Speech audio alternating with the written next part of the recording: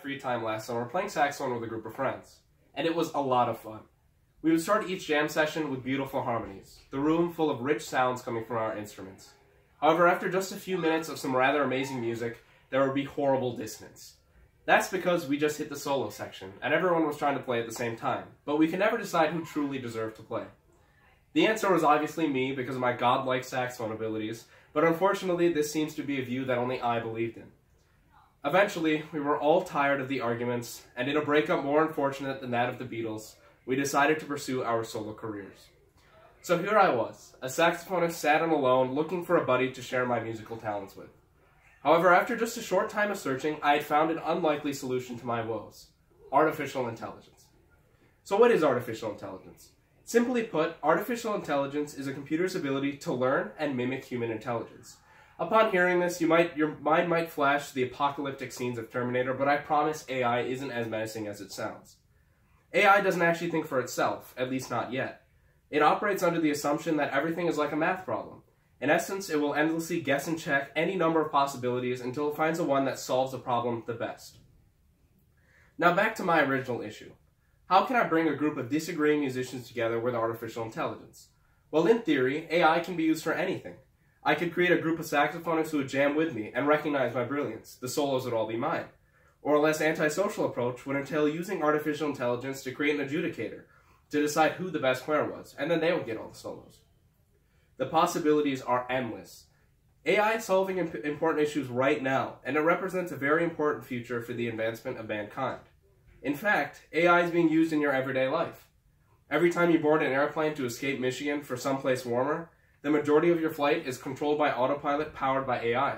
In fact, the New York Times reports that the average flight of a Boeing plane only involves 7 minutes of human-controlled flight, which is typically reserved only for takeoff and landing.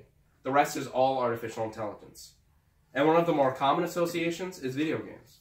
Whenever you see "game over" flash across your screen, it's probably because you were just beat by an AI player. Now, AI can be used for more than just games and airplanes. It has actually made some very important advancements in the medical industry. Researchers at Google were able to train an AI system to detect spread of breast cancer to lymph node tissue on microscopic specimen images with accuracy comparable to or greater than human pathologists.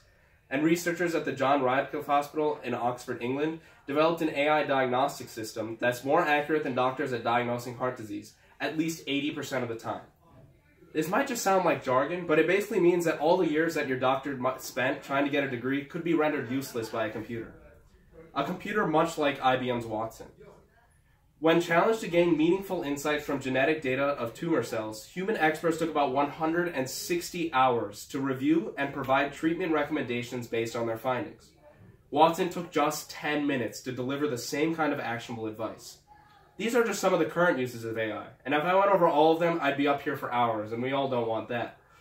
The real reason AI is so important is because of where it's going. Admittedly, there are skeptics of AI, and they're not exactly Luddites. The late Stephen Hawking, for example, once said that AI could spell the end of the human race as we know it. And Elon Musk once warned that AI can start a war by creating fake news and spoofing email accounts and doing fake press releases and by manipulating information. However, their concerns are based off the belief that we create some sort of general AI system with vast amounts of uncontrollable knowledge, and suddenly we'd be living in a Terminator movie. The real future of AI resides in creating targeted and controlled systems that are designed to solving specific issues. Once these systems are created, they could replace humans within many industries. Blue-collar jobs, for example, could be done completely by machines with AI capabilities, and the resulting available manpower could be used to create new industries and further develop current ones. Or these systems would work in tandem with us to create a better, more productive society. They could help us with anything from complicated surgeries to simple social interactions. But the key to staying dominant over AI is keeping up with intelligence.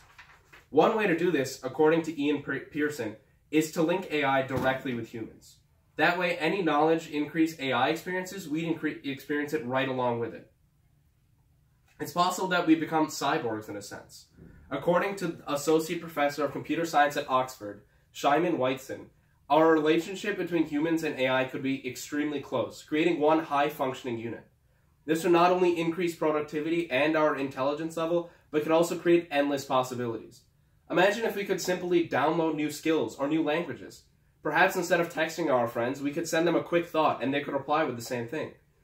AI has the potential to be billions of times smarter than humans, and it could spell the end of us. But through this linking, it could be our greatest asset. Artificial intelligence has the power to send us back to the dark ages, but through careful and controlled development, we could advance mankind to new and amazing levels.